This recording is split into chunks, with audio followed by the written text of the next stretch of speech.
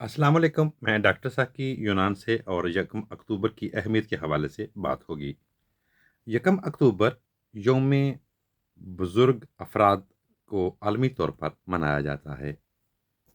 یکم اکتوبر عالمی کافی دن دنیا بھر میں کافی کی اہمیت اور کسانوں کے مسائل اجاگر کرنے کے لیے منایا جاتا ہے۔ چین کا قومی دن یکم اکتوبر 1949 کو چین میں عوامی جمہوریہ کا قیام عمل میں آیا اور اس کو ان کا خاص دن کے طور پر منایا جاتا ہے۔ یکم اکتوبر قبرص اور جس کو ہم سائپرس کہتے ہیں اور نائجیریا کا یوم آزادی کا دن منایا جاتا ہے۔ یکم اکتوبر 1960 کو پاکستان نے 10 روپے قیمت کے نیشنل پرائز بانڈ جاری کیے، جس کا مقصد عوام میں سرمایہ کاری میں حوصلہ افزائی پیدا کرنا تھا۔ یکم اکتوبر 1947 پاکستان میں پہلے وزیر اعظم لیاقت علی خان نے پہلی بار پاکستان کے مالی سال کا بجٹ پیش کیا۔